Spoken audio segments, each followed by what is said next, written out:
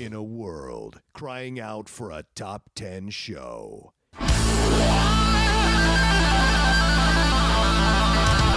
John Rocha and Matt Knost are here to bring you the top 10. Brought to you by the Schmoes Know. Take it away, boys.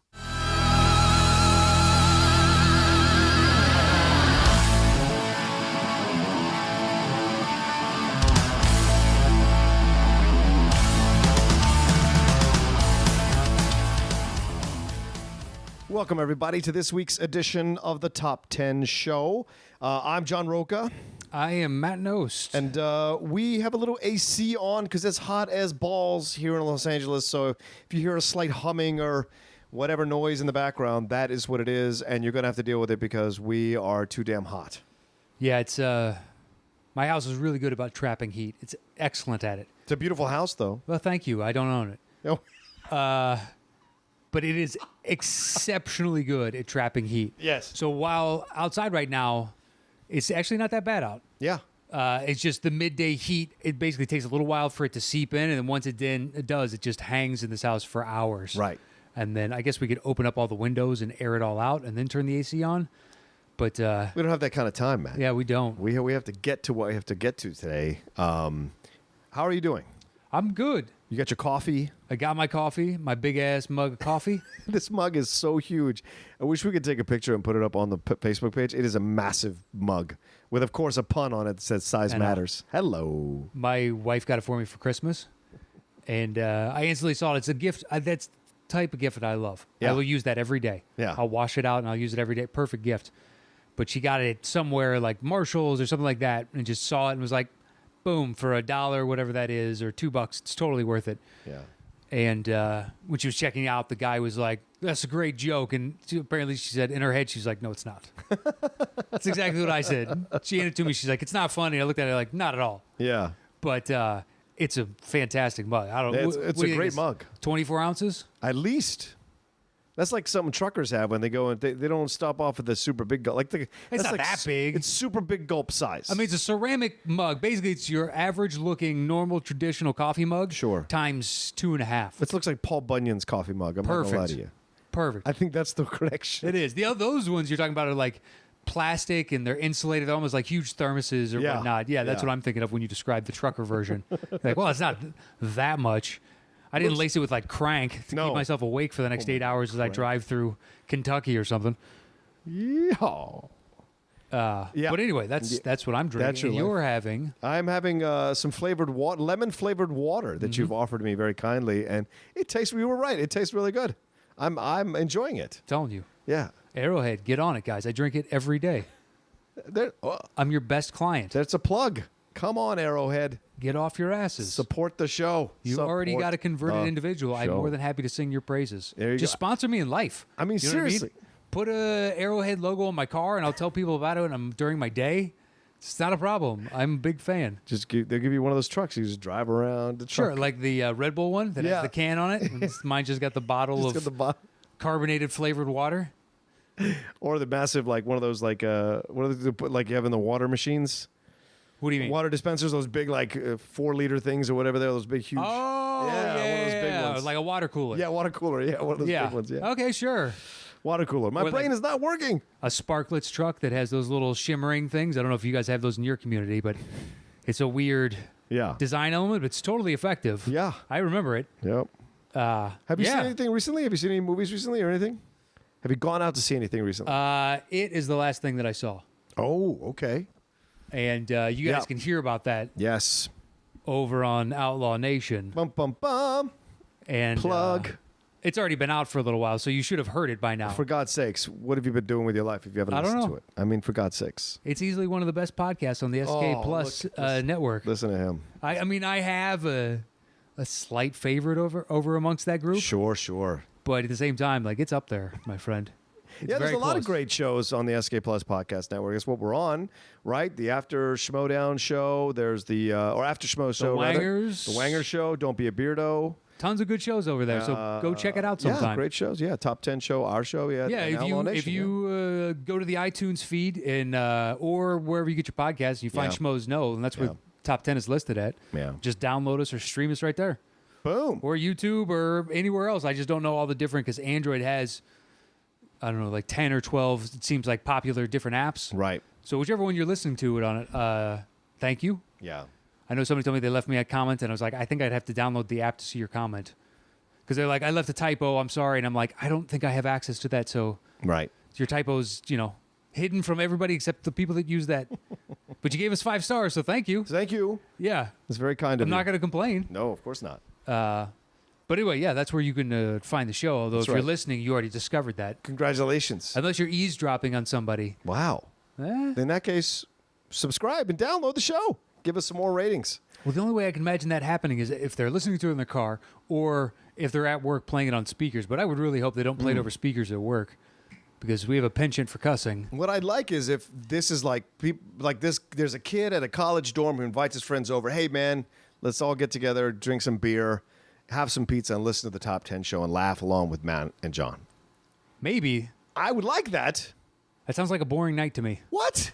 You're in a room full of your friends and you're just staring at each other as you listen to? Yeah, you're just cracking up with your friends, listen to us do our banter. We're a funny fucking show, man. I don't Give deny us a little that. more credit. I'm not taking it away, but okay. Can you imagine if you and I were sitting in here right now listening to an album and just staring at each So other? you mean like the 1940s when listen to Amos and Andy on the radio there? Listen to... It's true. Yeah. And then eventually new technology and better entertainment came out, and nobody fucking does that anymore.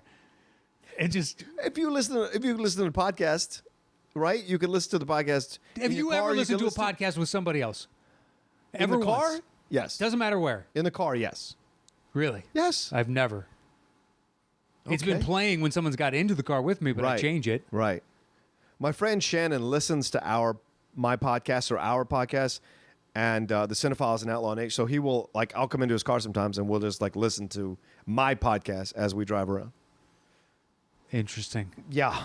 Interesting. I don't think it's vanity, because he already has it on.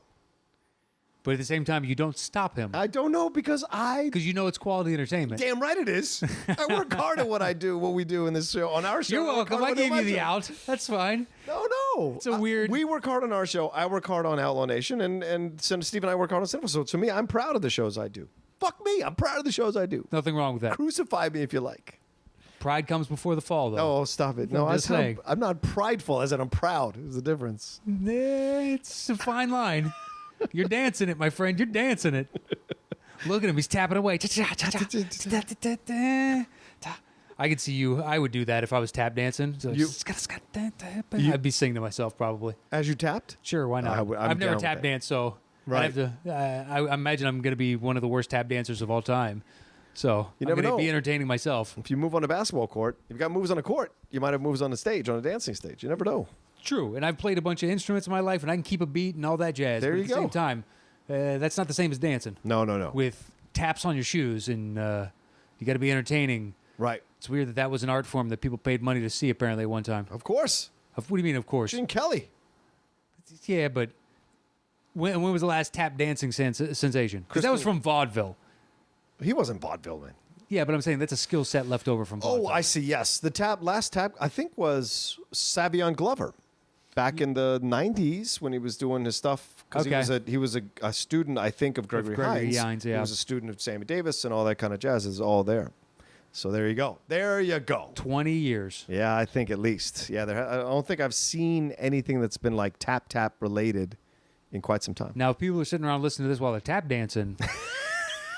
That I could believe. Ladies, that I can believe. If you're tap dancing, yes. Ready, and 1, and 2, and 3, and 4. Go. I don't know what the song would be. That's really good. Thank you. I don't know. Thank you. I believe that. There was sincerity in your voice. No, it was. You want to try that again? All right, everybody, back to 1. And back to 1. I don't even know the names of the dance moves. Because I know Walken does them whenever he goes on interviews. Sometimes he'll do, because he's a hoofer. He was a tap dancer on Broadway for a long time. What is it, like a... yo-yo terms, like I'm rocking the baby to sleep. They have tap dancing terms like that. Yeah, they do. This is the scuttlefish. It's the scuttlefish. I just figured he scoots one leg or one foot across the top as the other does some tap dancing. He did a move. He did a move at during the Inside the Actor Studio, and I can't. It's like a pullback move with his feet, and it's like one of the hardest moves to do in tap. The razzmatazz. Yeah, sure, the razzmatazz. It's called all the razzmatazz, but no, it was great. It was a fantastic move. So anyway, I can't remember what the name of it is, but yeah. Nor should you. No, well, I guess I'm not a. There's more important information. Sure. To store in your brain. Listen, I forget things every day. Yeah. I'm not going to remember the name of a tap dancing move. More than likely. It's a miracle we've done what we've done in the Schmodown. Then it's a miracle. Yeah. Anyway, so this week we are going to talk about top 10 action movie sequels. Yes. In honor of what Kingsman coming out, right? Kingsman 2 coming out. The Golden Circle. With Taron Egerton. Oh yeah, Mark the Strong. List, you got Firth. Colin Channing Firth? Tatum Yes. coming in. Yes. You got who's the Latino actor? Oh, Pedro Pascal. Boom. Yes. Jeff Bridges. Yeah, you already said Strong. Halle Berry. Yeah. There's a lot of people in this movie. Yeah, it's a ton. Yeah. Hopefully it doesn't get too bloated. Yeah, I'm a little worried because I saw the footage at Hall H, and I wasn't 100% impressed. Me either. So, I saw the trailer and I'm like, yeah, you get that weird feeling, right? And I was Yeah. like, ooh. So, but some of the early reviews have been good, so I'm hoping that it is a good movie and that we're just expecting too much. And it's what we were saying about nails it. American Assassin. If this was good, this would have been a tentpole in the summer. Okay, Think about it. It's already got the built-in audience. I don't it's know. a comic book movie with tons of action. True. That seems like a tentpole movie to me. Yeah, That's got 100 million opening easy written all over it. right. So I don't know with the September release. I'm kind of scared. Don't be, man. Give it a shot. Have faith. We'll see. So anyway, for this, my question to you in this. Yeah. We discussed this. Yeah. On action movie sequels, Yeah. This is for you guys listening. I have two lists. Oh, wow. Well, do you want to say Mr. Homework over here. it has to be the direct follow-up? No. So you're opening it up. I'm over. Sequels are sequels. Like Okay. I got schooled on this at the Screen Junkies and Movie Fights. Sequels are anything See, that can. Yeah. It follows thereafter. Yes. It totally does. But our qualification was that it can't be a superhero Yep. film. It can't have No like sci-fi, no sci-fi, no- no just nothing action. in space. Yeah. For aliens, rather. No fantastical stuff. It just is what it is. It's an action Right. movie. There can be some Yeah, you could stretch the questions bounds of reality, but Exactly. it has to feel real. but it's still like it's not like because a dude can fly Yes, right. or because they're fighting a xenomorph. Right, or he's immortal. Yeah, or it's a cybernetic individual sent back from the future. I wonder what you could be referencing. Yeah, I have nothing but love for that movie. Yeah, right, I know. But if we are going to go, listen, it's just got to be a straight act, no crazy elements to it. Yeah. Like that. No sci-fi, no comic book, no fantasy elements. That gets then this is it. excluded. All right. That gets, for me at least. I agree. It does for me too. Exactly. And it's our show, so them's is the rules. Tim's is the rules, son. Yeah. Speaking of the rules, what are the rules of the show, Matt Knost? Well, the way we do the show. Boom! is Segue. Once John and I set a topic, we go our individual ways and create personal top 10 lists. We show back up here. I do my bottom three. He does his bottom three. I do my next two. He does his next two.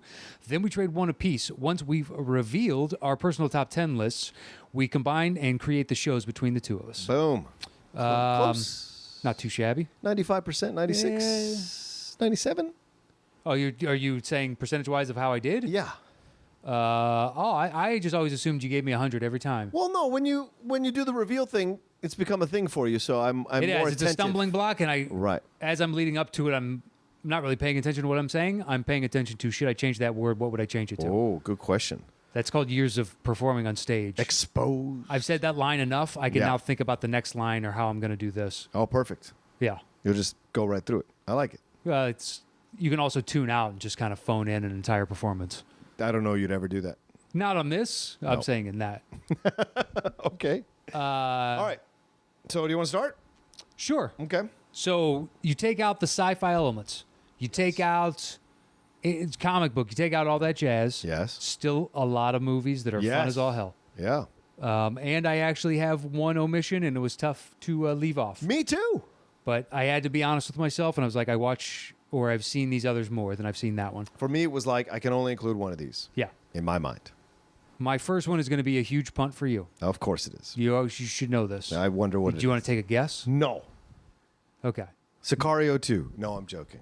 Not yet. Hasn't been released. Mad Max Fury Road. No. Okay. Mission Impossible Ghost Protocol.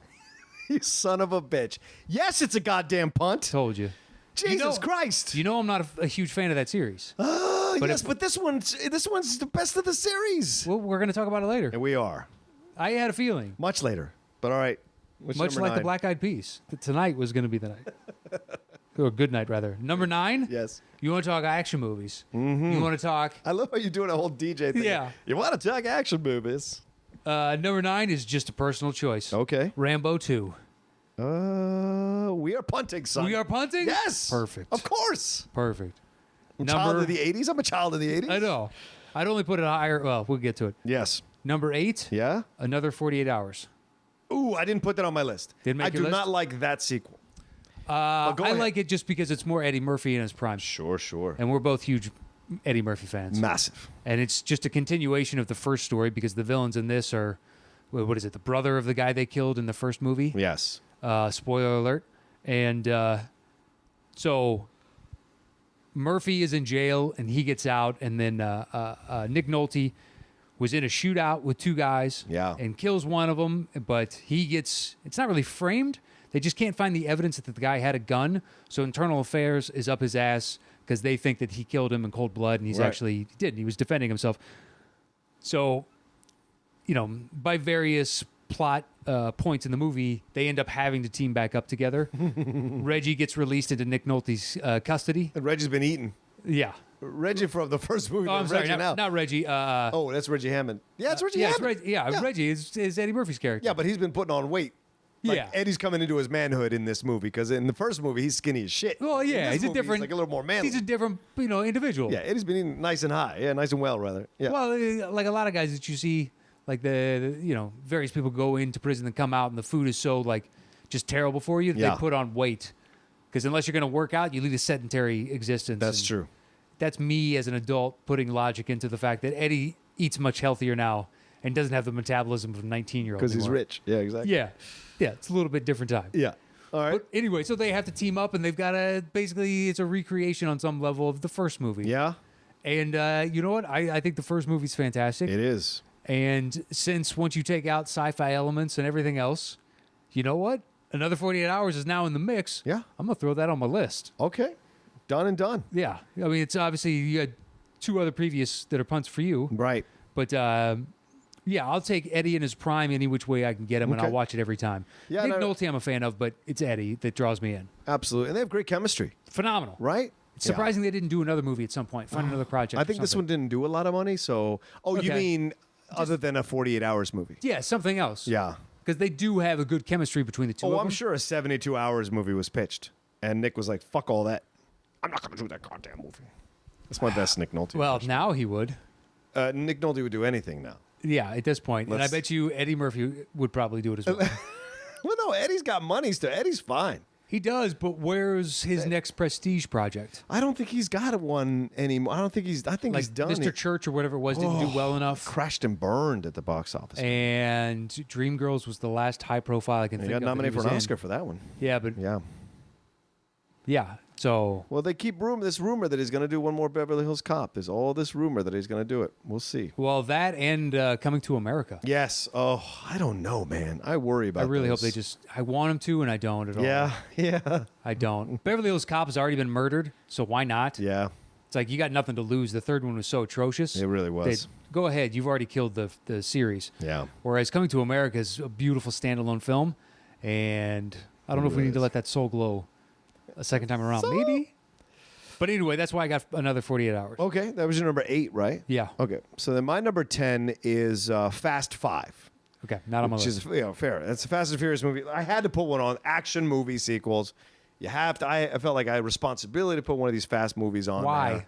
Just because I do enjoy them, even though they're kind of dumb half the time. I still enjoy them. Kind of dumb? Well, all right, fine. Kind of dumb? I've seen 5 and I've seen 1. Oh, so you have seen 5? Yeah. 5 was fun. I mean, they go to Brazil. They're steal a vault. Pulling a... Yeah, it's ridiculous. I know. Low estimate. Let's call it a 5-ton. Sure. safe Through the streets of Brazil. through the streets. They're using it as a pendulum weapon. Millions of dollars of damage. And somehow the traction and acceleration of a car, 2 cars. will negate the momentum of a 5. Once you get that thing up and moving, you have no control over it anymore. Well, listen, don't be putting logic in this motherfucking thing. I know. There's no logic in this motherfucking I have thing. Rambo 2 on my list. Yeah, I mean, seriously. You're right. I mean... I'm not a teenager, so I okay. can't suspend that disbelief of I was watching. I was like, you gotta be fucking kidding me with this. Oh, that's probably the problem I have. They're I'm not still made for me. Inside a teenager, yeah. Yeah. So look, I know they do billions. They really do. I'm alone. I'm Yeah. on my own little island over here going, not for me. Well, there's quite a lot of people on your island, I think. Okay. But there's a lot of other of us who like go every... Like, I've seen every single one in the theater, except for the second one. I didn't like the second one. That was Tokyo Drift, right? No, Tokyo Drift's the third one. I didn't mind Tokyo Drift. Actually, Tokyo Drift's not bad. It's not great. Ja Rule was in that, right? Was Ja Rule in that? Maybe. I didn't see it. I just remember him being in a movie like that, and I always thought it was the third or second fast. But Well, now it's the third. it was like their version of Season of the Witch, where they like Season of the Witch and Halloween doesn't do Michael Myers at all. And Yeah. it's completely. So this one like had no Toretto, no Paul Walker. Like Toretto shows up at the end, but it's Lucas Black going to Japan and getting involved with Tokyo Drift, which is where that I forget the actor's name. The Asian character is introduced, who ends up becoming part of the team throughout the rest of the Fast and Furious movies. Right, he's in there, and so that's where he gets introduced. So If he was alive in 5, then I saw him. yeah, he was, and Gal Gadot's in 5, who's Wonder Woman. Okay. So there's so much about it, and The Rock is introduced. The in Rock is 5. good in it. He's great in it, and you get the storyline, and then Michelle Rodriguez comes back. So to me, it's a fun movie and it's one of the least action movies. Like it does, at least car chases, which is what I enjoyed. They spent more time with the characters, fleshing out the characters, creating the relationships, and doing this mystery stuff and seeing what's going on. So I enjoyed that. So that's why I put it at number 10. So, all right. So my number 5. Oh, sorry, I have someone calling me. I have to wait till they stop calling me so I can look at my thing. Oh, you can't. Can I just dump it? No. How do you dump it? I think it might be hitting the power button on the side. Is this how you do? There she goes. All right, stopped. Sorry about Okay, that. doesn't matter. It's part of the show. All right, so my number 9 is John Wick 2. That is a slight punt. Okay. Slight punt. So then my number 8 is Beverly Hills Cop 2. You know what? I didn't include that on my list, and I don't know why. What? You have another 48 hours? You don't have Beverly Hills Cop 2? That should be on there. You're right. Yes. You're right. My God, son. I watched it again on Sunday. Did you? By myself, relaxing, sitting down. I had like 3 hours to kill before my next thing, and it happened to be on, and it was like 15, 20 minutes in. Perfect timing. And I was like, fuck it. I'm just going to sit. I haven't watched it in forever. I was in the right mood for an 80s film, and it just made me smile from ear to ear the whole time I was watching it, man. I don't know. Maybe I'm an idiot, or maybe it's because I was born in that time or around that time, or coming of age at that time. I think the 80s films are just happier films, man. To me, they seem more fun, playful, enjoyable films that still deal with serious shit, but there's always that extra comedic moment that like alleviates the tension that I really enjoy. And Beverly Hills Cop 2 is full of it. Like, it's serious shit happening there. The captain is shot and put in the hospital, might die. Yeah. They have darker tones to it. Brigitte Nielsen. And even the first Beverly Hills Cop had darker tones with Victor Maitland and stuff he was doing. And so you have Brigitte Nielsen, you have all this kind of stuff. But then Eddie's still cracking the jokes. You have stuff with Taggart and Murtaugh, isn't it? No, Murtaugh's from Lethal Weapon. Oh, yeah. Taggart and Rosewood and Taggart, and Taggart's wife has left him, so you have all this stuff going on with them, and then Rosewood's kind of doing this. And then they've got the mean guy in charge of them now because the captain's been shot. So there's so much to play around, have fun with, and it's great. And Brigitte, you just forget that Brigitte actually had a fucking shot at this thing, man. She did. Right? This was a huge movie. This movie, Rocky IV, she had obviously burst on the scene with Red Sonja. And then Cobra. So she certainly had a shot. But for whatever reason, she just couldn't quite 100% stay there. Do you know what I'm saying? And that's a shame because then she ends up doing reality shows with Flavor Flav and shit. But there was a time where she's fucking beautiful, man. Well, I mean, I'd assume powerful. What she is now, like what we saw her on reality shows and whatnot, was probably somewhat similar to what she was then. Maybe. Talented, but also a little bit, something's not quite right. Something's maybe a little bit off here. Maybe the drugs, maybe the alcohol, any number of things. Yeah. Yeah, she got caught up in the lifestyle of being Brigitte as Surely. opposed to trying to focus on the work. Yeah, 'cause she is gorgeous, man. Statuesque and beautiful. in Oh, this yeah, movie. without a doubt. You could see why, Stallone went gaga for her. Right. It's not hard to see or deny. Yeah. Jurgen Prochnow is the main villain. Dean Stockwell's in this thing. Dean Stockwell's great in it. Right. He's so Because smart. most people just associate him with Quantum Leap. Yes. Yeah, look, should have been on my list. Okay. You're right. All right. Tony Scott directed it. Really good film. Yeah, and it's it's not as good as the first, but it's a solid follow-up. Absolutely. It's a solid follow-up. Yep. And especially where the third one goes. Yeah. At least I was happy the second one was as good as it was because, Jesus, if we can go off the rails this hard in 3, Yeah. 2 very well could have as well. Oh, by the way, someone mentioned that the other day on Twitter. It's like, wouldn't it be funny if we did a top 10 sequels of films that never should have happened? Oh, I'm into that. Yeah, we should do that as one of those weeks. One of those weeks where we have like nothing, like we can't figure out a topic. Like that should be our topic. Because we almost had, because people have been asking, when are you guys going to shit on something? Yeah. For those new fans of ours, because John initially didn't want to do negative shows, and I'm like, come on, man, that's going to be a lot of fun. Yeah. Because everybody sits down with their friends and shits on movies. Yeah, Matt Could was you right fucking about it. believe we paid to see this turd? I thought it would turn people off. To No, shit, they but go, they yes, loved it. I Yeah. hate that movie too. Yeah, I was Why don't people surprised. shit on that movie? Be like, I don't know. I wish they did. Yeah. So I was saying top 10 films that killed a franchise or top 10 worst sequels of any We've that done never a should have worst happened. sequels, I believe. Have we some, done? some iteration and derivation of worst sequels. But some I'm people into it. We're like Rocky 5 or Crystal Skull. Yeah. Or Beverly Hills Cop We could 3. split the atom and figure out how to get all those in because there's a Yeah, lot man. of really good, terrible movies that Yes. we've seen. We got to do that one. Yeah, because we had talked about doing another terrible before this, which I won't say what the topic was. Right. But I texted you and I was like, I haven't seen enough. Yeah. Like, if we're right now, I got 3, and it took me a long time to come up with 3 because there's a whole list of movies I never saw. Yeah. Because everybody's like, don't. Yeah. Because they're one-offs, whereas sequels, I'll go see because I've already seen all the others, even if it's terrible, because I want to see it because I've seen all the others. Right. It could be top 10 films that never should have happened. Like top 10 sequels that never should have happened. Done. Boom. Done. Guess what? That'll be coming probably in October or February, January, somewhere in there. The slow times of the year is when we go, you know what? Everything sucks this weekend. That's true. Let's do one of these. All right, so that's what your number. What are we up to? That was on you. Yeah, Bev. that's my number. So that's number 7. What's your number 7? My 7 is Punt From You, which is John Wick 2. Okay, cool. Good film. Yeah, I saw it. I think like a month ago, month Oh, and a half for the first ago. time? Yeah, 2 weeks ago or 2 months shit. ago rather. All right. I didn't see it in the theater because I was so busy. Yeah. And a bunch of different movies fell by the wayside. And I was like, I'm going to have to wait till they come out on DVD before I Right. can see it. I just don't have the time right now. Yeah. And by the time I did have time for movies, other new ones were coming out. And I already made the decision. I'll catch up to it. Right. And You're like, the first one was such a revelation that I had high expectations of like, please be near as good. I don't think you could really do it. And it got to that. Yeah. Like, it's not as good to me as the first one. No, because there's about introducing that character, right? Yeah. And enjoying the character so much. Yeah. But this one, throw him right back into that world once again. Mm-hmm. He gets kind of dragged. Hey, look, his marker got called in. Yeah. I love that, too, the setup of, like, this is fine. You could do this, but he's going to come for you. And it's immediately right after the end of the first movie. Yeah, perfect time to He start. has too. no time to fucking rest even, and he's back on to process what just happened, how his life is dramatically altered. Yeah. And now somebody's calling in a marker. And with the, I'm out. Right. And if you do this, this isn't good for you. Yeah. Well, and this is interesting too because it goes all the way around to like what we talk about all the time on the show is like sequels have to expand the universe. They go to Europe in this one, so you have to expand the universe. You have Franco Nero coming in and playing it's not companion. What is it? When it's like one person and then they're like What, their mirror opposites? counterpart. Their counterpart? It's his counterpart in Europe to Ian McShane is Franco Nero, and Franco Nero played the original Django in those 70s films. And you've seen him; he was in Camelot, so you've seen him in a number of things. He was a great choice to play that part in Europe. Sure, and you see the film expanding. And I mean, Common is the only negative thing about the film, in my opinion.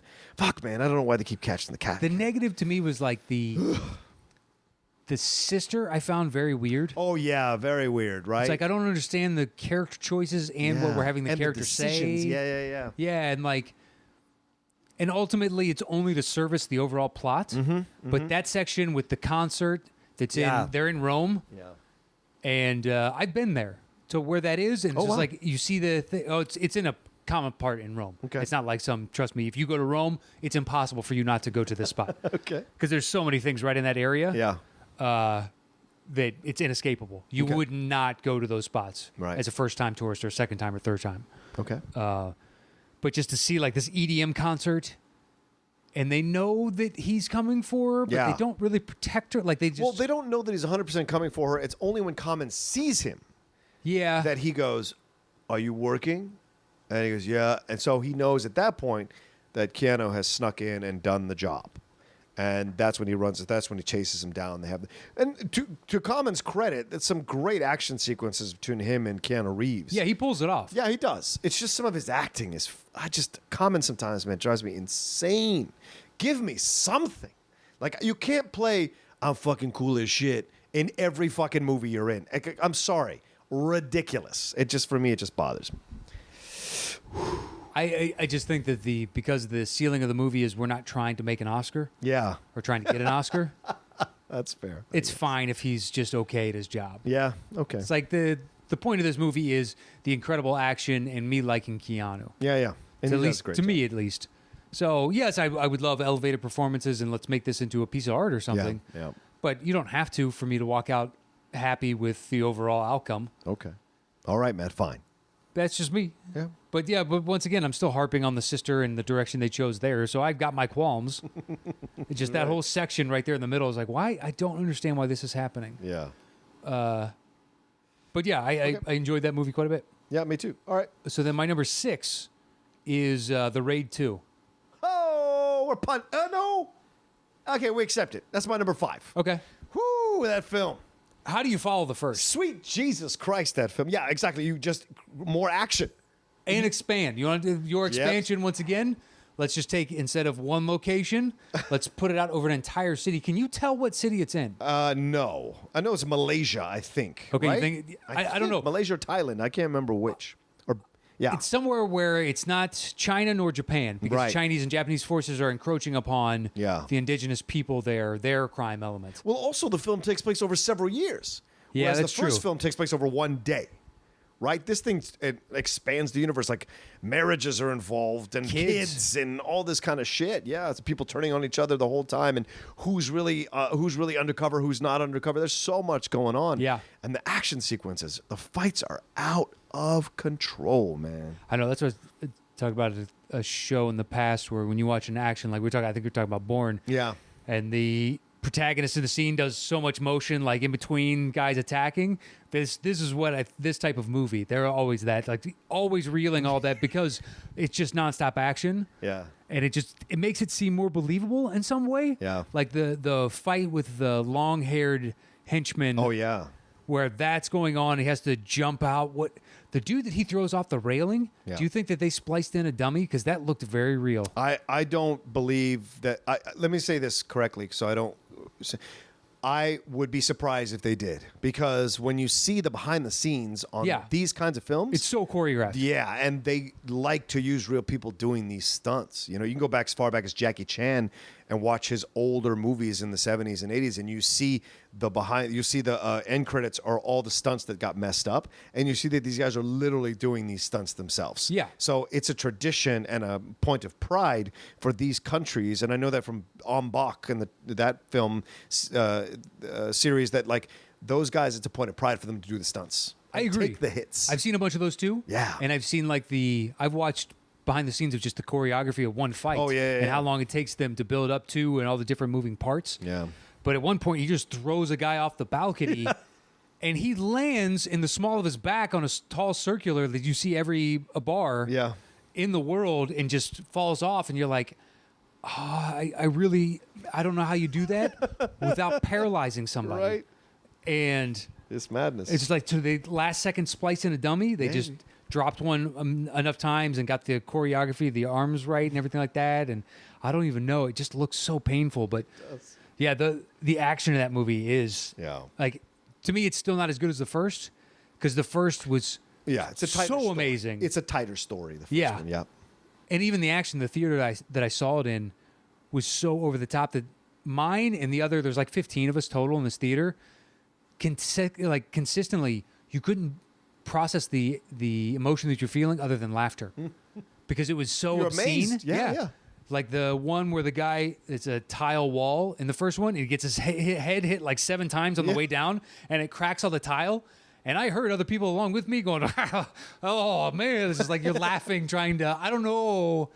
That looks so real. And at the same time, I know it's a cartoon. Yeah. That you couldn't do that. But it's you're just not like laughing at it. You're laughing because you have no other response. I can't process this any other way. My brain can't figure out. Yeah. Like, it looks real, but I know it's not. I know it's fake. Yeah. So my body's just natural reaction is that. It's like laughing after you get scared. You're like, Sure. Right afterwards, you're like, oh, God, that was crazy. Yeah, And you're like, exactly. holy shit, your adrenaline's still pumping. Yeah, there's so many different things going on in your brain at that time. All these synapses are firing. You're just like, I don't know. Yeah, I agree. I love movies like that when they make you go, holy. And you can tell that everyone else at theater's doing the same thing. Uh-huh. Or that you get the occasional claps because people are just like, they don't know what else to do but to honor that amazing thing they just watched, but randomly clapping at that moment afterwards. It's pretty cool, yeah. So the film, I just enjoyed it so much. And it asks a lot of you as an audience because it's a way longer film than the first one. Oh, yeah, it's like 2.5 hours. Yeah. So it's like it asks more of you to, when you're watching it, and to keep track of all these people connected to different. So it's so much fun, man. And I'm glad it's on your list. I didn't know you'd seen it. So that's pretty kick-ass. After the first one, because a buddy of mine. So good. Yeah, told me, he's like, dude, because he just knew that I saw movies. And this was before we did this show, obviously. This was years ago. But I, like, pretty much every Monday or Tuesday, middle of the day, I just go see a movie. Yeah. Because I work nights. Right. And if I don't have an audition, I'm here in L.A., I got nothing to do. Right. I'll go see a movie. And he's like, go see The Raid. Trust me, I know you're going to love it. And I walked out and I texted him. I was like, dude, that thing is fucking amazing. Just couldn't believe it. And they're like, we're making another. And I love that so much. It initially hurt my love of Dread. Now I enjoy Dread way more. I've watched it 2-3 times. Oh, yeah. It's the same Dread. movie. Right. It's just, in essence, the same. Yes. It just came out like 2 months before, 3 months before. But yeah, once they announced the second one, I was like, you got me. Yeah. I'll see it. Yeah. Like, I'll go to the theater. That was your number 6. That was my 6. Okay, so then my number 7 is Lethal Weapon 2. Punch. Punch. Why do I have a feeling like that's in the place where my Mission Impossible? I think more so maybe your Rambo 2. Oh, maybe. Okay. So then my number 6 is Sherlock Holmes' Game of Shadows. That's another that should be on my list. Oh, okay. All right.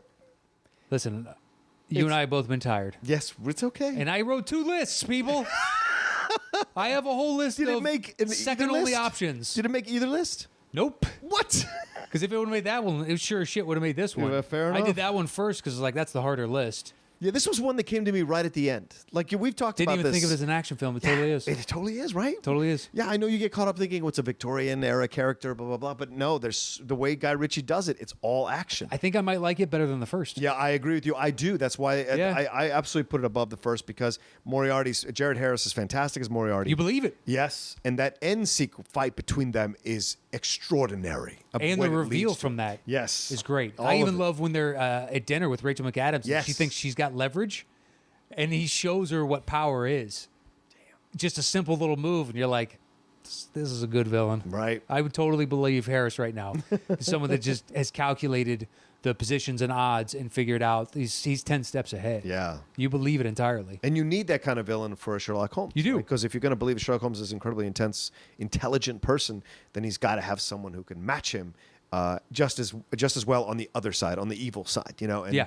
Jared Harris is such a fantastic, of course, Richard Harris' son. So obviously he's got a pedigree as an actor and numerous credits. You know, he was great in Mad Men, that 2 seasons or so that he was on Mad Men. Oh, he's excellent. It's fantastic. So to do this, and then Noomi Rapace from the Girl with the Dragon Tattoo films, she comes in as that gypsy type girl. She's fantastic. And I love that the main henchman guy. He's great. And all that sequence in the munitions factory, and then as they're running through the woods, the slow motion of that. Dude, the trees blowing up. Ooh, It is dude. beautiful. Yeah. It is Yeah. beautiful to see destruction, to see chaos. Yeah. Just In slow slow down motion. right in front of you. It's absolutely gorgeous to watch. Yeah. It really should be on my list. I'm 0 for 2 today. No, it's all right. I'm 0 for 2 today. It's This all right. hurts. It feels I like being the one where you're like, shit, that should have been on my list. Be like, yep, I got you. And I'm fucking 0 for 2. I got you, motherfucker. All right. So then we're on to number 5? My number 5. Yes. Was a punt from you, which is Lethal Weapon 2. Ooh, okay, so not by much. All right. Yeah, but I would put Sherlock above this. Okay. Yes. Which is where I put it. Yeah. Yeah. Well, Lethal Weapon 2 is just like, look, first one is absolute perfection for me. Agreed. It's in the argument for best action movie for me of all time. I think that's fair. Yeah. We have never done that show, I don't believe. I don't think so either. That one and Die Hard would be toe-to-toe, maybe. Yeah, there's a couple others that are just like, The second one's good. Yes. The first one is perfection to me. Yes, agreed. It's really tough to beat that one. The second one, like, on the face of it, Joe Pesci should fail. Oh, yeah, for so many reasons. Just this super annoying character, but for some reason, man, Leo gets me. He gets me every time. I just love that. You get it? You get it? It's just so annoying. Okay.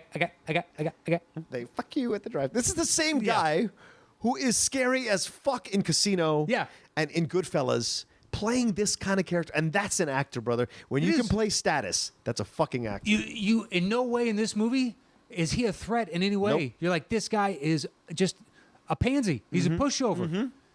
And then everything else you see him and is like, I would never cross Joe Pesci. At all. Ever. Yeah. In a million years. That is amazing. Plus, our collective understanding of him was all the heavies. Yes, of all course. these big, huge parts. And to come in and just do a 180 on that and pull it off.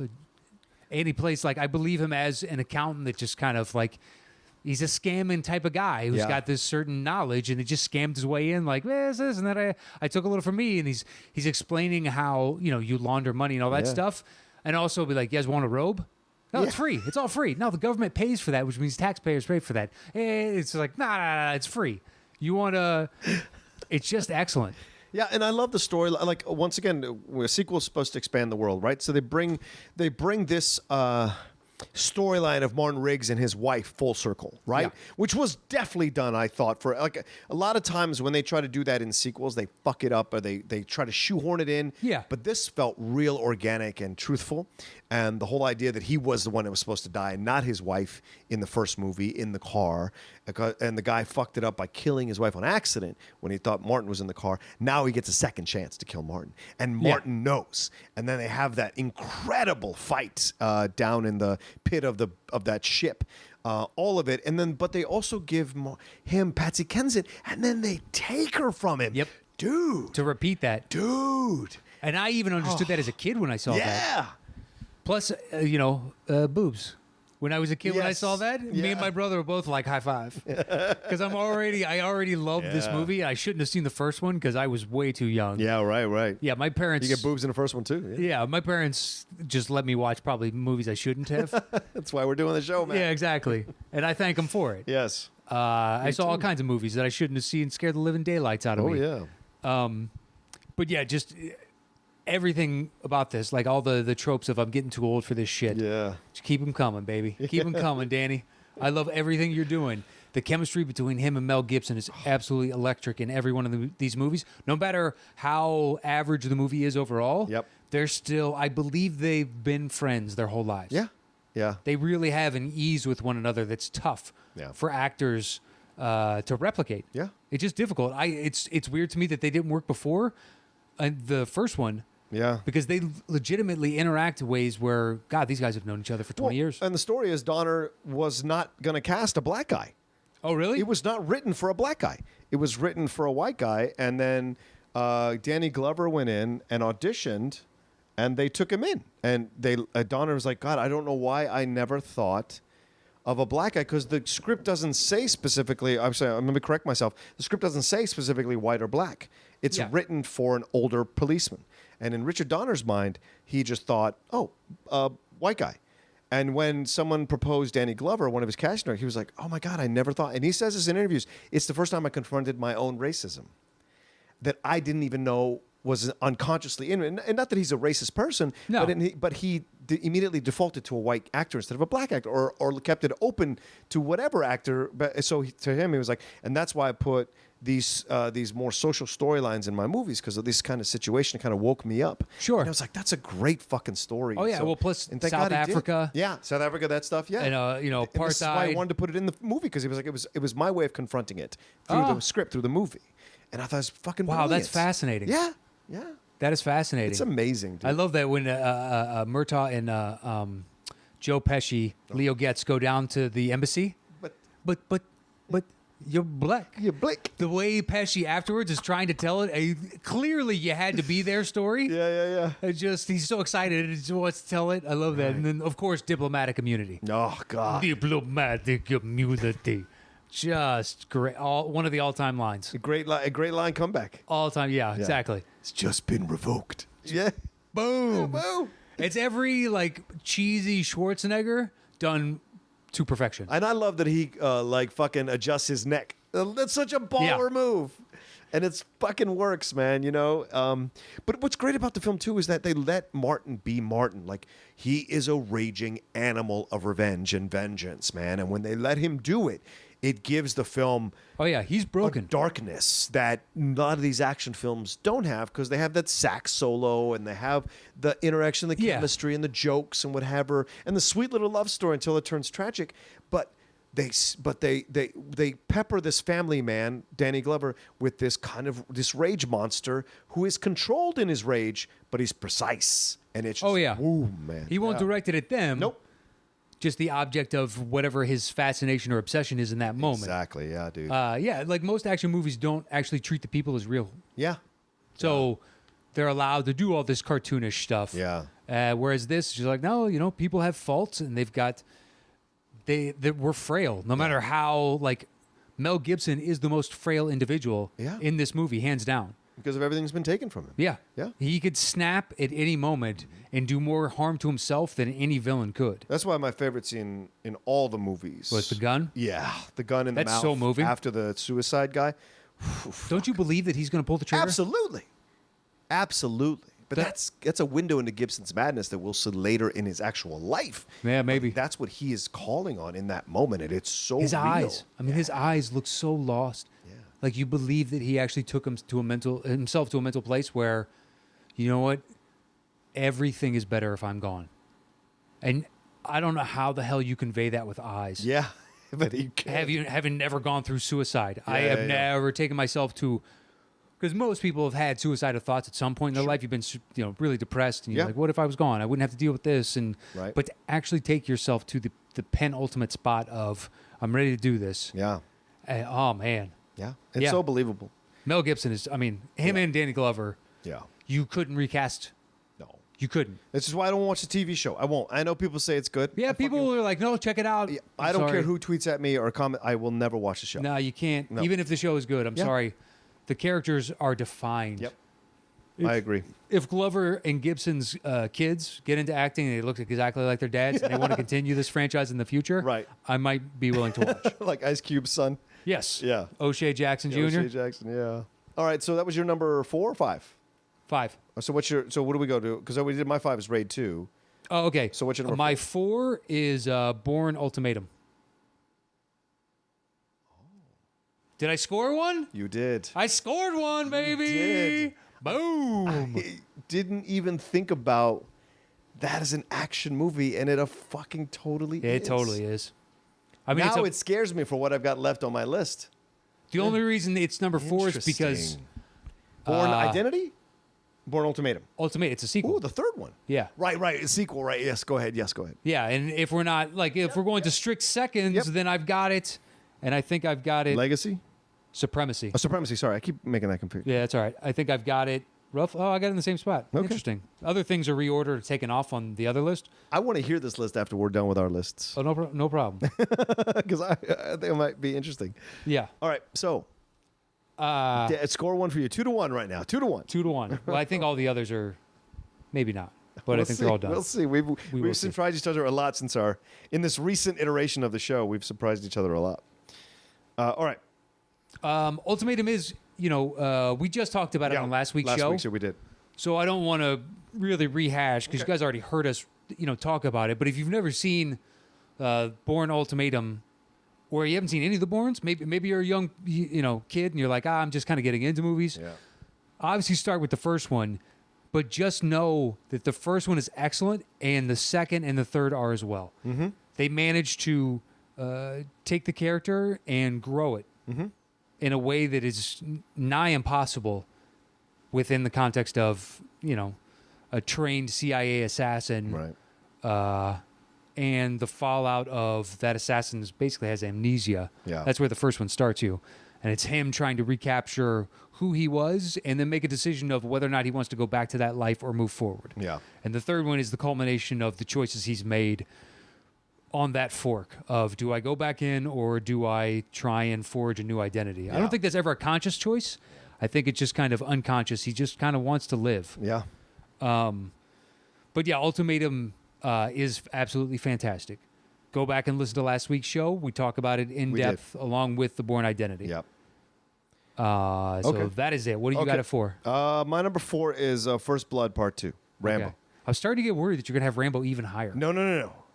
But 4 is pretty high. I have a special love for this film, dude. I just really do. Okay. And I rewatch it all the time. Do you really? Yeah, I do. Every time it's on any of the channels, I will stop and watch it. I own it because I love the first one. First Blood is one of the best Stallone films ever made, period. Top 3, in my opinion.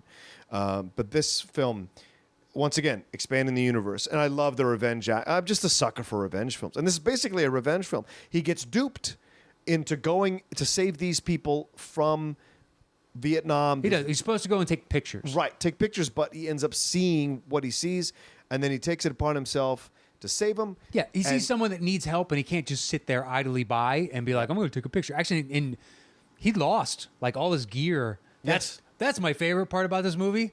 He parachutes in, right, and he's got all his gear. It's like the problem they had in World War II. And then guys would lose their guns and all that stuff that was attached to him when they paratrooped in over Normandy. Yeah. So he does it, and he loses all his guns and all that stuff, and he lands, and he's got, what, a knife or two and his bow and arrow. That's all you need, man. Why would you bring a bow and arrow? You're Rambo. It's all you need. Oh, it's great. Because you never know.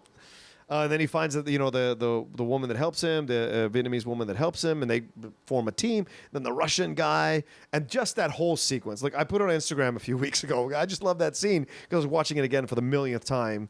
And he says, it was like with Jack Napier, he goes, Rambo, I'm glad you're alive. We didn't know you'd be. And he's like, I'm coming for you. And I just love that. And then you see the lightning, and then he kicks the shit out of the Russian henchman and goes after the Russian guy and jumps out and escapes. And I just love it. And the whole sequence of it, the whole film rather, the way he progresses throughout the film, because of course they find him working in a prison, busting rocks. Yeah, and they offer him his parole if he goes over to do this job, and then find out that they never had any intention of saving him or the POWs. Yeah. Which doesn't make any sense. Well, the film is a rehash of Vietnam. Yeah. It is the government once again coming in, fucking these guys over, lying to them, and then leaving them, wanting to leave them. And Stallone won't let it happen. Rambo won't let it happen again, because that's what broke him in the first movie. When he's crying, he's holding on to Richard Crenna. When he's like, Yeah, that whole thing. That's where it loses the Oscar for me. Oh, stop it. What? It's great. It's great, but at the same time, it's too. Oh, stop it goes to 11, and it really should stop at 10. You're a terrible person. Listen, that movie is awesome. Yes. Is absolutely awesome. He's reaching out for his father figure. Him breaking Colonel down. Troutman. He just turns into like a 3-year-old. Oh, stop it. Well, that's because he regresses. Yeah. Because he needs to be held. You're not wrong. Because he's been so fucking, these guys that get in the military and do these guys that get manipulated to go into the infantry, they're not that smart or emotionally advanced sometimes. Yeah, but if he is that good at it, he has an intellect and intelligence that is above your average foot soldier. Only in war, not in dealing with regular life. Doesn't matter. It does matter in this situation. I think in the context of if you can deal with that, you could also deal with life better than the average dipshit. And you're trying to make him out as an average dipshit. But he's not. What? Wait, what? But he's going through the death of his friends. Like he's lost all his buddies. I know. Okay. I'm telling you. Did you think he was doing too much in 3 as well? Rocky 3 when he's crying over Mickey? Oh, I thought you meant Rambo 3. And I'm like, yeah? My favorite part of that one when I was a kid was when he's got that through and through in his side. Oh, yeah, dude. And he takes, what is it? Like gunpowder. Yeah, he takes gunpowder from, I don't remember where, a grenade or something. It was an arrowhead, wasn't it? Yeah, it was an arrowhead. Yeah, he puts it in there and it flames out and it cauterizes the wound. That's where I learned about cauterizing wounds. Yeah. From that movie. And then, of course, you can't do it like that. Right. But there is some, science and medical... actual, something real is behind that. And I love the score in this movie. The score is so great. Dun, dun, dun, dun, dun. It's just sure. All right, buddy. All right. No, Let's move. You know what? It's 9 on my list. It's 9. For the record, Matt Knost is the one who complains all the time that I judge him or give him the looks or make little noises. This is Matt Knost doing it to me now. So let's just make sure we're clear. Somebody log this down somewhere. Go ahead and log it down. All right. And I think whoever's logging it will go, but I agree with Matt. It's probably Jen Kepi, and she probably does agree with you. Yeah. She hates me. Or all Kristen right. Smith. Or Kristen Smith. They all love you. Or whomever. It used to be Adelaide Lake. Oh, yeah. Where you been, Adelaide? Where did Adelaide? I don't know. He was, man, he used to hit us up all the time. Yeah. I haven't heard from him forever. Adelaide, let us know you're all right. I hope you're all right. Yeah, please. What's your number 3? My number 3 Yes. Oh, God. is Die Hard with a Vengeance. Nice. You want to complain about First Blood being this high on the list? Die Hard isn't even on my list. Die Hard with a Vengeance is not on your list. None of them. None of them compare to the first one. So I can't put them on my list. That's the thing. Like, action movies are inherently rewatchable. I know people like this movie. I Vengeance don't like is exceedingly rewatchable. I've watched it countless times over the years. Have I watched one more? Yes. But this isn't my favorite of the two lists. This is action movies, and I think it's a pretty fantastic action movie. I'm surprised you didn't put Die Hard 2 as a number 1 on your list. No. Die Hard 2 I like a lot, but I like 3 more. Yeah, I can't. I just... After 3, no thank you. Yeah, well, I disagree. I love the... I enjoy... What, Live Free or Die Hard, the one with, what's-his-face? With Kevin Smith and Justin Long? Yeah, I actually enjoy that one more than 3. And I know 3 is... But this 3 feels dated. I tried to watch it again the other day, and I was like, that's fucking dated. It's so dated. Whereas Live Free or Die Hard is actually interesting, and you have what's-his-face as Timothy Olyphant as the villain. Sure. I enjoyed that. But at the same time, it's like... The action and whatnot is so ridiculously over the top. Yeah, it is when he's on the jet or whatever. Yes. And he just perfectly knows times when to jump off to land on the collapsing ramp. Yeah. That he then it's at the perfect angle to gently kind of just roll him off at the end. He lives. Yeah. John McClane turns into a superhero in 4. Damn right he does. Before that, he's a man. Well, that's why I didn't include it, because you said no superheroes. Wow. I mean, we can agree the last one was just a dog shit. Oh, God damn. I'm so mad at that last one, dude. Absolute dog shit. The first 5-10 minutes is actually damn good. And I thought, we're going to go back to the original. We're going to have this kind of vibe to it. And then it completely shits the fucking bed, man. It's brutal. Yeah. It is absolutely brutal. It completely falls off the cliff, man. I was so shocked. What part of the start of that, the Jai, what's his name? Jai Courtney, yeah.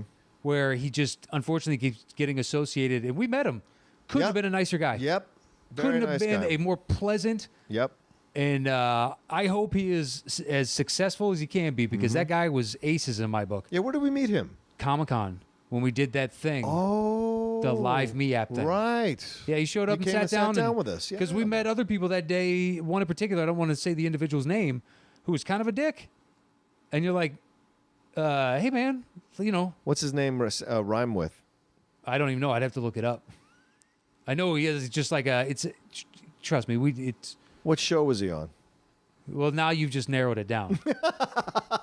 And I am not going to confirm nor deny that he was on a show. Was it a science fiction show? Maybe. Was it a show because everyone wanted this person to play a certain superhero? Maybe. Was it that guy? Maybe. Yeah, he dismissed us like we were nothing. And everybody loves this fucker, and he dismissed us like we were nothing. Yeah. And everybody else, even if they didn't have the time, were pleasant. And that's all you're looking for. It's just like, I understand you don't really want to keep doing this all day. Yeah. Trust me, I don't. I thought he'd have some serenity. Anyway. Oh, that's not who I'm thinking of. Who are you thinking of? Because I wasn't there for that. Oh. You guys did that early in the morning of like day I thought that's who you meant, because he was fun with us, with Mark and I. He was fun with us, so I thought maybe he treated you bad. No. Who are you talking about? Another individual. I'll tell you after the show. Damn it, tell us now. People want to know now. No. This is why we need a Patreon, because people will pay to hear this fucking I wouldn't story. even tell it there. There's no point. There's no point in talking shit about. You're not talking shit about. You're telling the truth of what happened to you. It's true. But at the same time, Kathy Griffin has a whole career doing this. Yeah, and do you have any respect for Kathy Griffin? I do. She carved out a niche. She found a niche and she carved it out. I don't. Okay. It's taking easy pot shots at celebrities. Yeah, but truthful ones, because it's her experience. Don't care. Okay. Don't care. It's the it's the lowest hanging fruit she could do. Okay. good for her. She's carved out a career. She does. I'm not faulting your success. I understand why you're successful, and I get it. And it works for you. And I'm not saying everybody can do it. There's still a skill to it. Yeah. I just think it's a low hanging fruit, and it's easy to make fun of celebrities. And where's the skill in it? Fair enough. From my perspective. Okay. That's it. I'll tell you off the air. Anyway, back to the gem masterpiece that is Die Hard with a Vengeance. Go ahead, please. It's brilliant. Jeremy Irons. Jeremy Irons. You got Sam Jackson. You got big old Bruno himself, and has to be dropped off in Harlem. Yes. With a sign. Yes. That I can't even say. Nope. Even though we all know exactly what I'm talking about, and I love that they did not sugarcoat that at all. Who was the girl that was? Because it's Simon Says, and I don't know. She's a singer. Oh, is she really? Yeah. Because I don't know her and like the other top look it up. guy who's kind of just a nonchalant European-looking guy. I don't know. She was a both of them. I couldn't tell you who they are. Alternative singer at the time. That was I believe it, like a Bjorkish kind of thing. Relatively famous. Yeah, I keep getting her confused. But with the where? girl Which country? Are we talking like Netherlands somewhere up there? Denmarkish? Are we talking France? Are we talking? Where are we talking?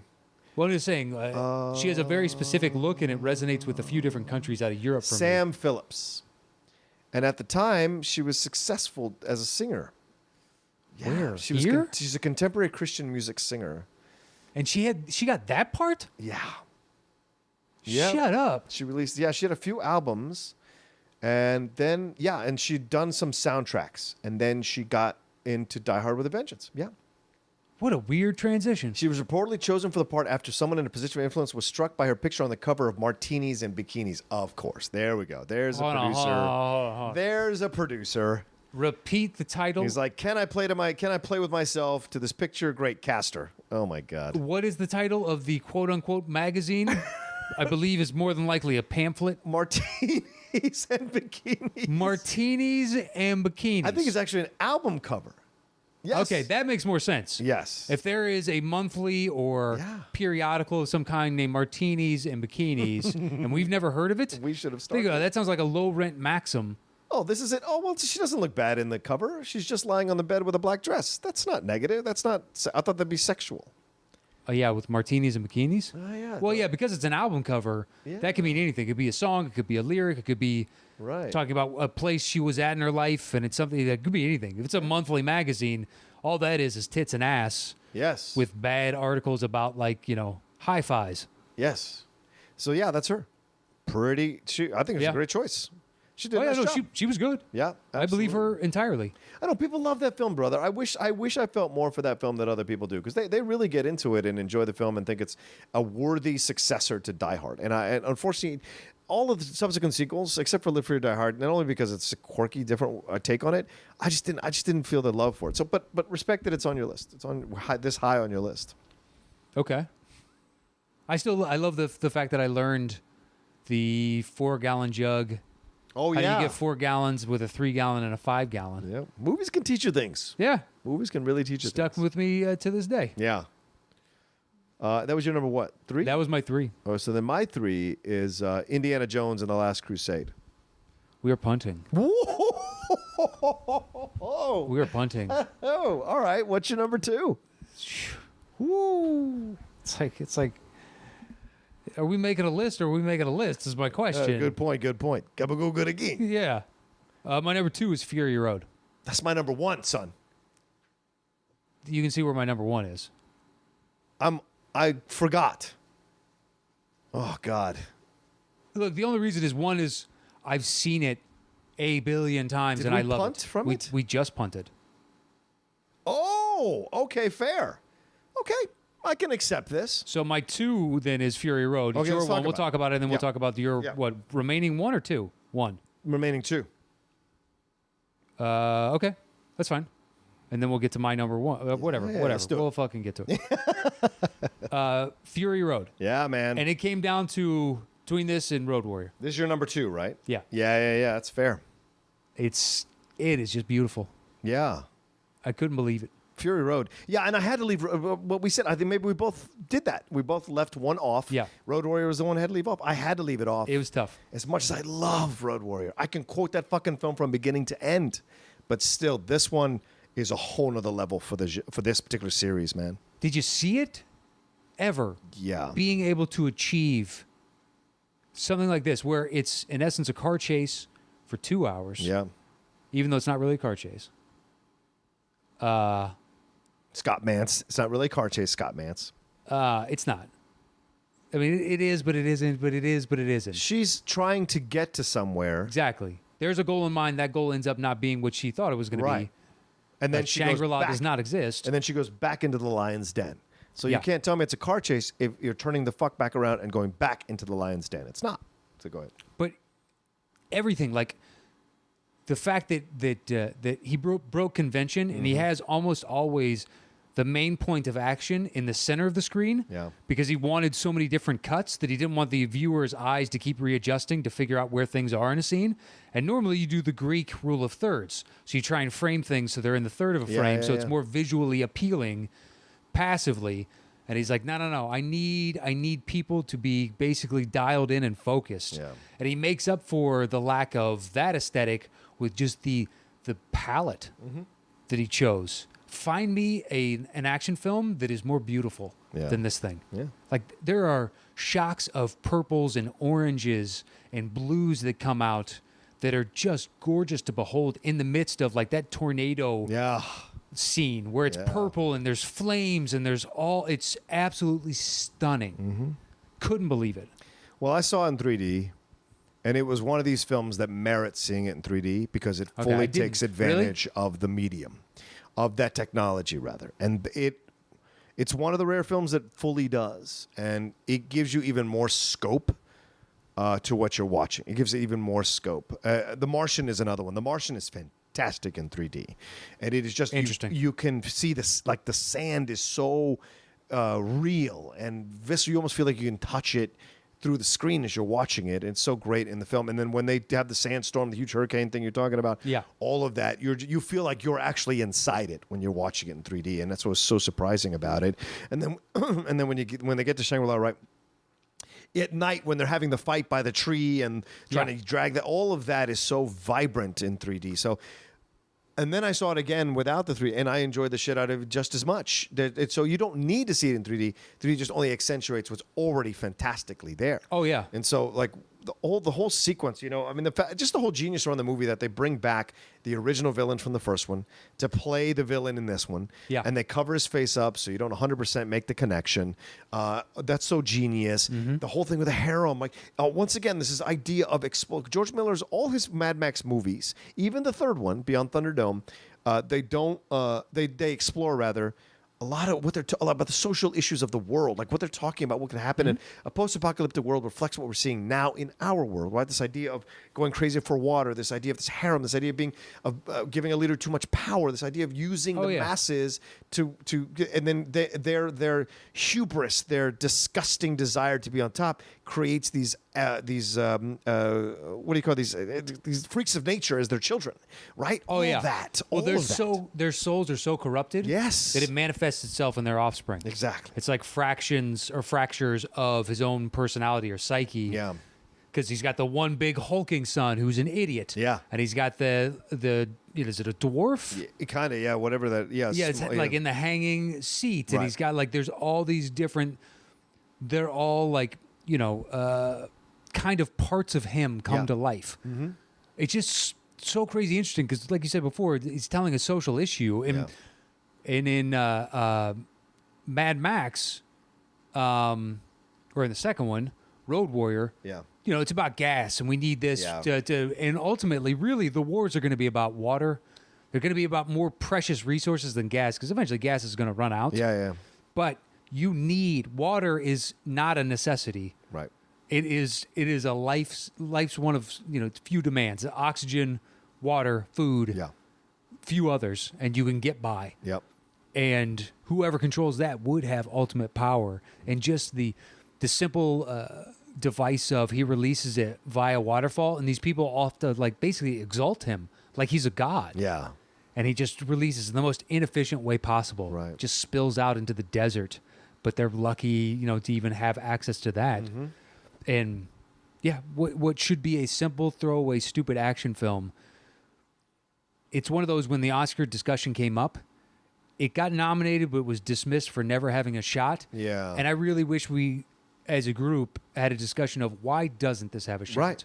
Right. Because this is unique. This is interesting and it's original, and why not reward something as opposed to I've seen a million dramas. Yeah. I've seen a million those. Right. Give me another that is this refreshing. Yeah. Interesting. In bold. this genre. Yeah. In this genre, yeah. They take something that we all view as a throwaway genre and create something that is truly masterful. Mm-hmm.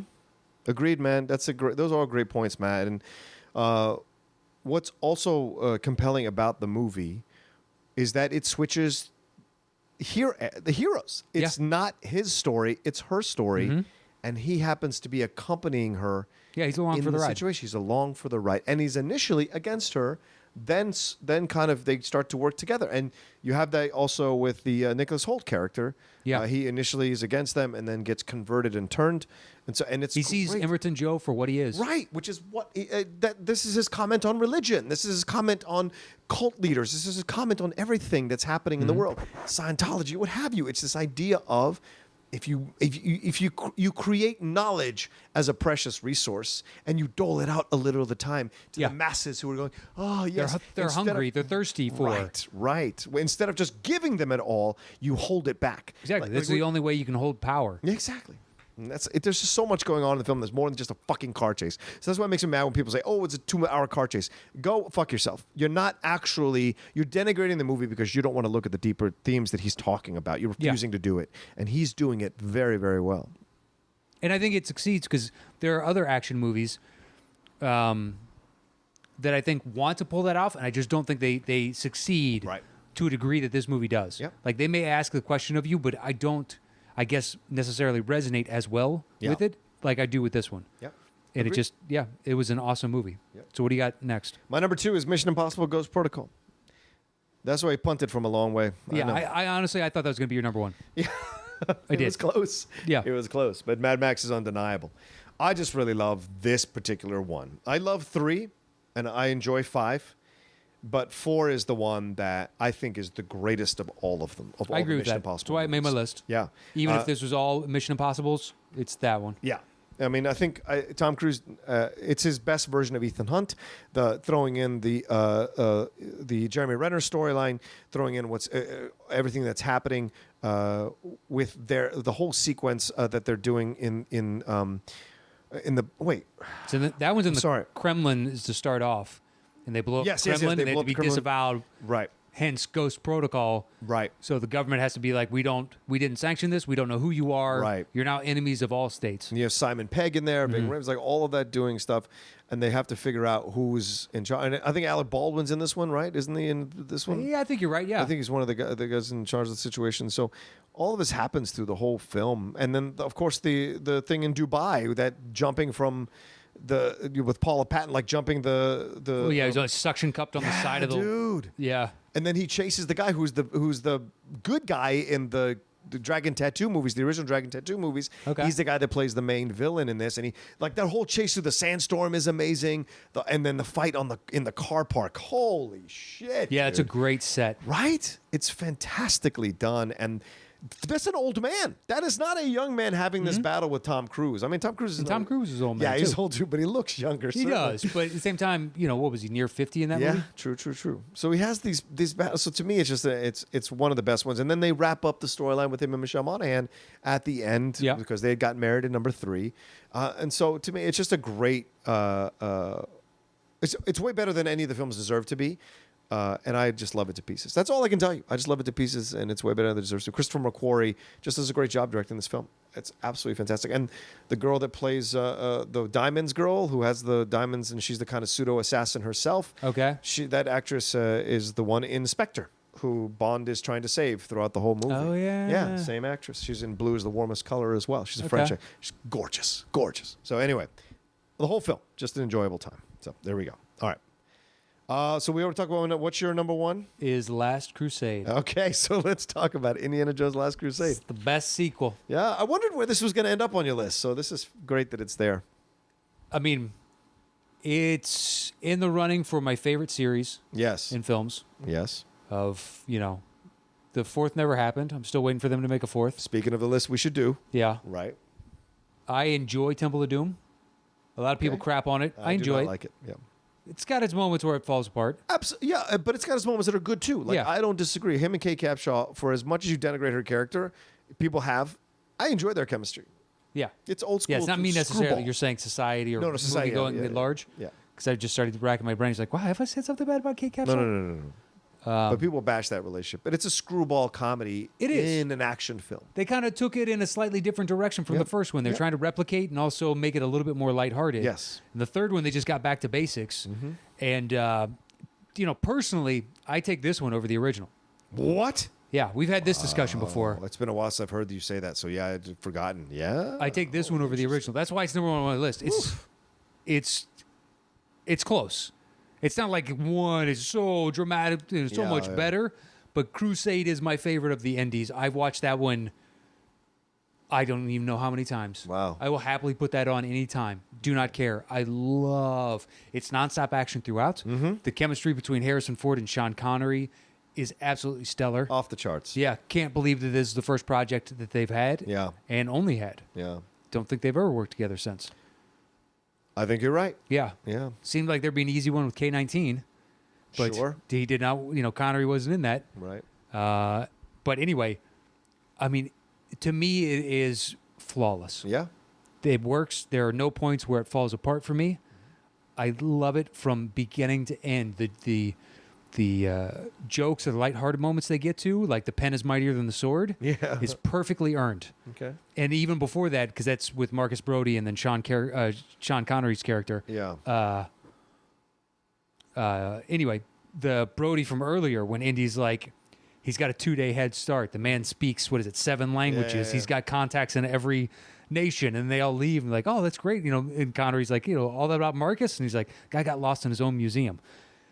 And then you see him in, where is that? Were they Morocco? Yeah. Something like that. And Something like that. and And he he's like, walks excuse me, pardon me. Like, just couldn't stick out more. Yeah. Oh, it's great. I find that movie to be absolutely unequivocally flawless. Well, the reason I enjoy the first one is because how can I say this? Like I enjoy the chemistry between him and Marion Ravenwood in the first one, and I enjoy the villain. Sure. Whereas in this one, I think him and Elsa don't have the same kind of chemistry. I think the actress. I'll give you that. Yeah, that's the only thing that I think takes it away from it for me overall. At rewatching, because I just rewatched it against. I think late last year I watched it again. I think for our show, I watched it like 3 weeks ago. I think for our show, I watched it before we went on the break. I think I watched it one more time when we did our show, and for whatever reason, I just felt like that Elsa storyline really stuck out for me and bothered me a little bit. And so I was like, okay, because I love the Hitler when he turns and faces Hitler and has him sign the book. He's got the book right there. Fucking brilliant, dude. Yeah, fucking brilliant. All the stuff the way they use it, and yes. There's very real moments happening between Connery and Harrison Ford in the father-son situations. That, yes, it's played for jokes, but the reason you play it for jokes to lead up to the dramatic moment is because that's how father and son relationships are. Yeah. There is that fucking ball busting and the like. I'm an adult, and you're always going to be my son, my child.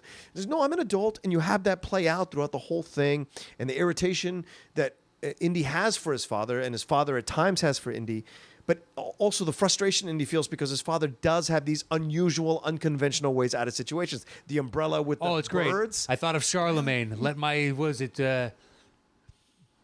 something be as fruitful as the birds in the sky. birds Maybe in the my sky. soldiers or something Yeah. like that. And that's it's on the heels of they're in the plane and he's trying to get him to shoot. Yeah. Dad, 11 o'clock. Oh, it's whatever. And he says the time. No. 12 o'clock, 11 o'clock, 10 o'clock, 11 o'clock. Yeah. And then he shoots the back of the plane. Yeah. Oh, son, they got us.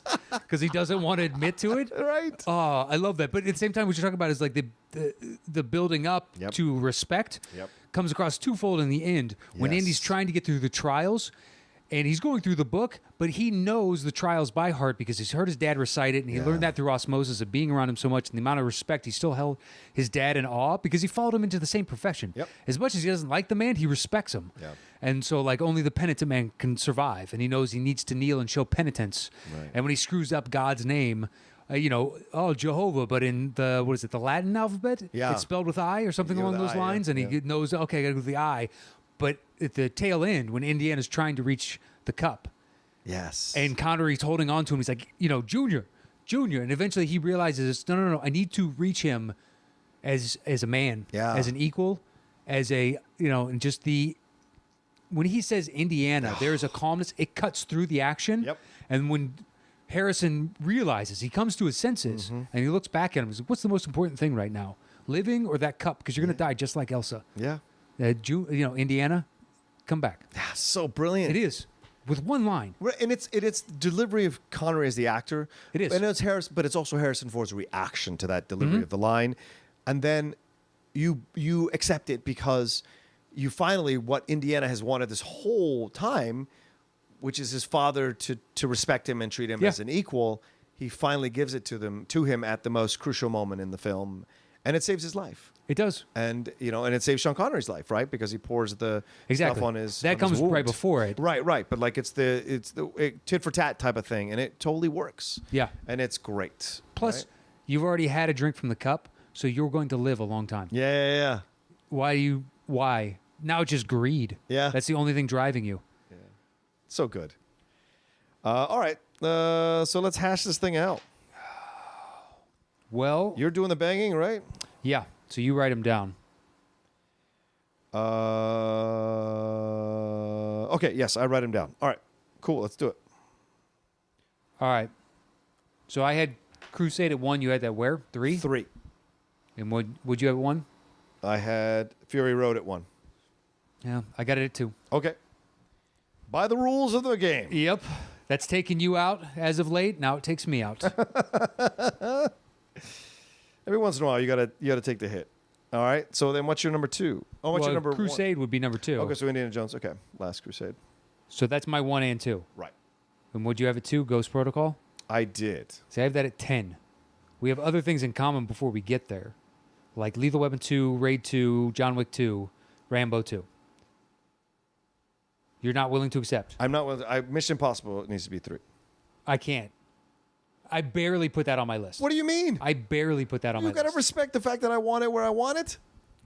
Yeah, but I can't. I don't respect the film enough to put it at number 3. Well, we can't move it up. We can't move these other films that have no business being at 3 all the way up just because they have commonality. What do you have Lethal Weapon at?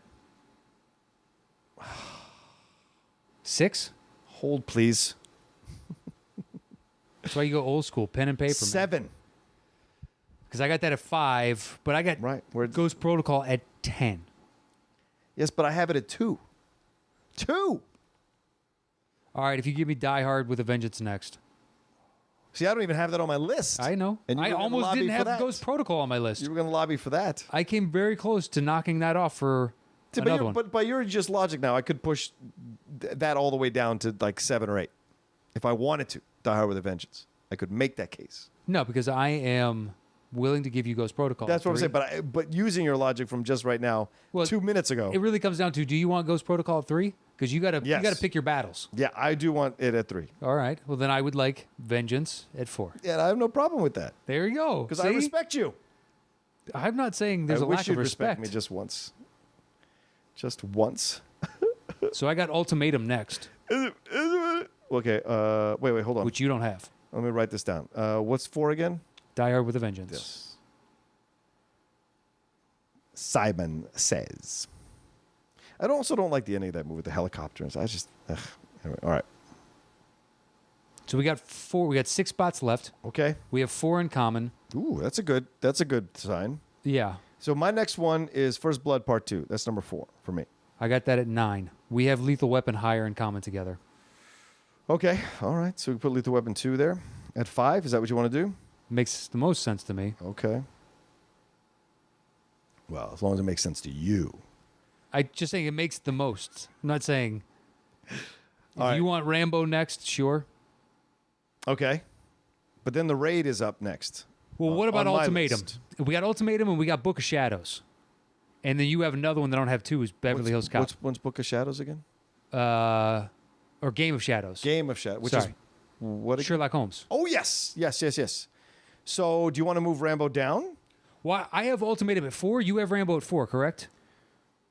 Yes. So I'll give you Rambo there. Can we have a discussion about Ultimatum? Because Sure. So we're at 5 right now. Lethal Weapon 2 is at 5. Okay. So Rambo then at 6. Rambo at 6. Okay. Because it's your 4. Oof, man, and I've got it on my list. Spaces. We're running out of spaces, know. brother. All right. So 7 is. Would you give me Bourne Ultimatum there? Sure. See how I don't fight you in these things? I never fight you on. It's only the top spots. Because I just bumped up Rambo 2 over Bourne Ultimatum. Yeah, that's a tough Look at one. that. Look at that on the list. I'm happy to move that down, actually, because I feel like I messed that up. So I'm happy to move Bourne Ultimatum above Rambo 2. Okay. Yeah, I'm cool with that. I can admit when I've left something off. Let's see. All right, then what do you want to do? So what do you got? Is that 6, 7 that are done? Yes, 7. So we got 8, 9, 10. What do you got left? 3 spots. We got Raid 2 in common. We got Raid 2 in common. Do we have Wick 2 in common? Yes. But Sherlock Holmes or Beverly Hills Cop 2 would have to be on there. I would say Sherlock Next? is the stronger. Well, we have the 2 commonalities. Do you want to do the commonalities next, or do you want to do Sherlock next? What are the 2 commonalities again? Raid 2. I feel like Raid 2 should definitely be up there. Okay, and Wick So let's 2. do next. Raid 2 after that. Okay. Can Raid we 2. do... You want Sherlock, then Yes. Wick and then 2? Wick 2, is that Sure. cool with you? Done. Okay.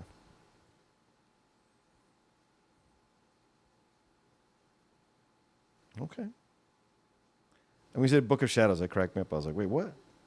Blair Witch. Yeah, it was with something Shadows. Please let that be a Schmodown question. And then, what did we say at the end? Sorry. Wick 2? brain. John Wick 2? Sorry. My brain. Drop something. Boom. All right, so that's 10. Yep. All right. Do the banging, my friend. You ready for the falsetto? Oh, yes, the falsetto. Give it to me. The top 10 action movie sequels. I'm on my last legs on that one. At number 10. John Wick 2. At number 9.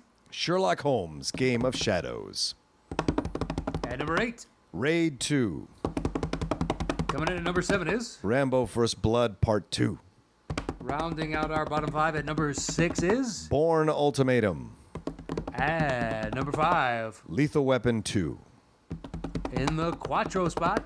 Die Hard with a Vengeance. Coming in at number 3 is... Mission Impossible Ghost Protocol. At number 2. The Last Indiana Jones and the Last Crusade. And finally, our number 1.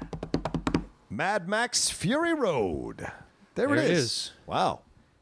I want to hear your other list.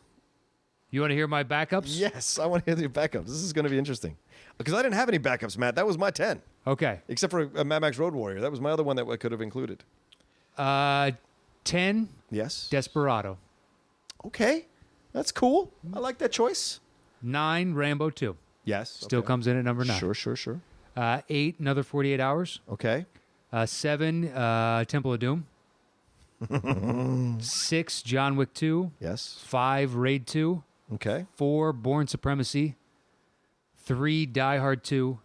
2, Lethal Weapon 2. Yes. Finally, Road Warrior number 1. This wouldn't have been a bad list either. No. And I would have probably put Road Warrior up in the top 3. That's for damn sure. If not the top 2, that's for damn sure. Why? What do you think you'd have at number 1? Probably Lethal Weapon 2. Really? Yeah, I love that movie, dude. I don't know what to tell you. I think Road Warrior succeeds more for me, or maybe I hold it in a better, more dear spot. Because I think I like Road Warrior more than I like Mad Max. Mm-hmm. I just like that Lethal Weapon 2 has so much more emotional shit going on between the It's characters. got depth. That's what depth. That it is. That's the word I'm looking for. It does. Depth, absolutely. And it's not that Mad Max is a hard film. Road Warrior is a hard film. Like he watches that couple get raped by those guys. Oh, yeah. It's a fucking hard film. And it's a bleak Yes. vision of what the potential future could be. Absolutely. Yeah. I don't disagree with you, man. Yeah, if North Korea starts ICBM everywhere, We could be in a vast wasteland. I don't think that's ever going to happen. I think it's all just posturing by a braggadocio fool. But then again, we have a braggadocio fool in charge of us now, so who knows what the fuck's going to happen. There you go. That's our list. Top 10 action movie sequels. Thanks, everybody, for listening to us this week. We really appreciate it. Thanks for all the comments, all the likes, all the ratings, all the stuff you guys are doing. Thanks for, telling people about the show and retweeting on your social media and leaving comments on YouTube and tweeting at us. Thanks for everything you're doing. Chris Alexakos, thanks for handling the stuff that you're handling for us. Kristen Smith, Jen Kempe, thanks so much. Everybody's been leaving us comments every week. Everybody, there's too many to name. We appreciate it. There really is. There's too many to name. One time in the past, a long time ago, before probably most of you were listening. Oh, yeah. We sat down and we wrote down the name. I asked John to do this fool's errand, and he was nice enough to do it. It was insane. And we were at a weird place in our friendship at that point anyway. And I asked him to take part in a 30-hour project between the two of us. Insane. Where we wrote down the name of every person that had ever left us a comment on Facebook, Twitter, iTunes, Instagram, everywhere. And we started reading them out, and I turned to him in the middle of the show, and I was like, I can't believe I made you do this. This is ridiculous. Are we really just going to sit here and read the names of thousands of people? Thousands. Yeah. It seemed like a good idea on the face. Yeah, well, to you. Yeah. And you were kind enough to we're a partnership, man. We're a partnership. But we were at a weird have spot. A crazy idea. We were at a weird spot. Yeah.